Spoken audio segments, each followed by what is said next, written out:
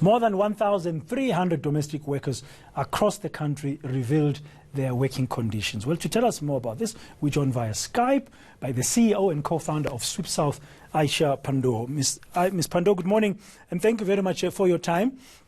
That's a pretty much high figure. 16% of domestic workers physically or verbally abused. That's very concerning. It is very concerning. I think it speaks to the fact that there are a lot of households and a lot of particularly private employers who are still engaging in what people would consider deplorable treatment of domestic workers. A lot of the abuse that was reported constitutes verbal abuse, so, being shouted at, enduring racism. But there, as we know, and as we've seen in the media over the past year or so, there's still cases of very serious physical or even sexual assault of domestic workers that have been surfaced. So yes, it is definitely worrying. Yeah, I mean, if you consider the fact that currently our economy is not growing and everybody's facing a tough time, and domestic workers as well are losing jobs by the thousands.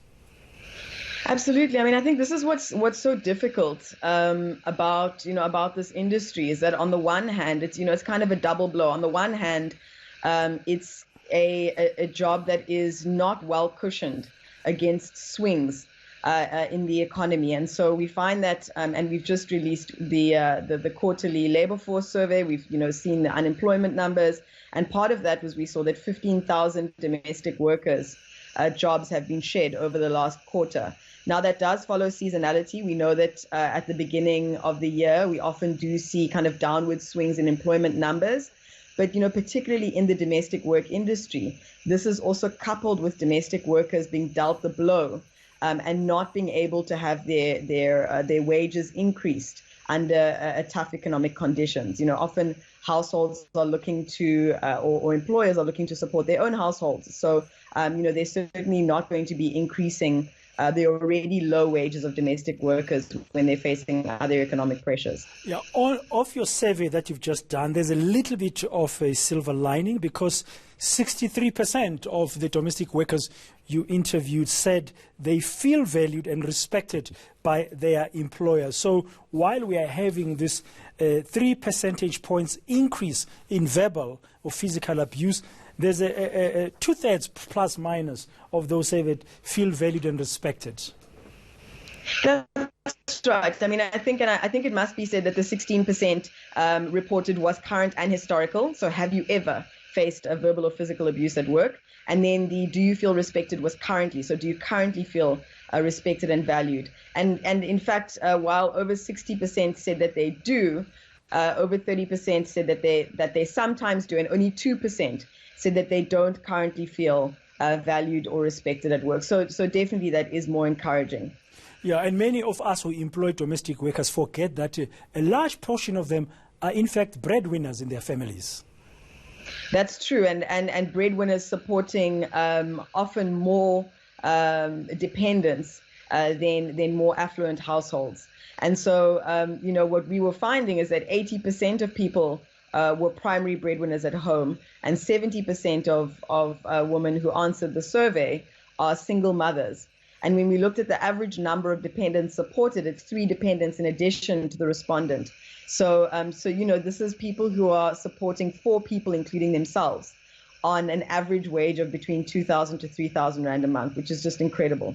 Yeah, talking about numbers, what else did you find in the survey in terms of numbers? For example, benefits to domestic workers. Are they improving? Are they getting the full value chain of benefits of an employee, for example? So I think it's a mixed bag. So in terms of benefits as an employee, we certainly found that there was very low compliance to things like having contracts and registration for UIF. On the positive side, what we did see is that people do seem to be, when they need to, using government available benefits to help, supplement or support their income. And so only 2% have medical aid, but we know that there's obviously a free public healthcare system in South Africa. So that was suggesting that a lot of people are making use of public healthcare. We also saw that about 30% of people live in brick homes as opposed to, in shacks or in more informal dwellings. And so that also suggests that people are taking advantage of the fact that there is RDP housing available, or in some cases are living with their employers. So, I think it's important to say that while there is definitely a downward or a stationary stress on income and on earnings, there are other things that the system, both the public system and employers, can do to help support or help soften the blow when it comes to what living expenses are for domestic workers. Aisha Pandor, thank you very much for your time this morning on Morning News Today. CEO and co-founder of Sweep South, that's Aisha Pandor.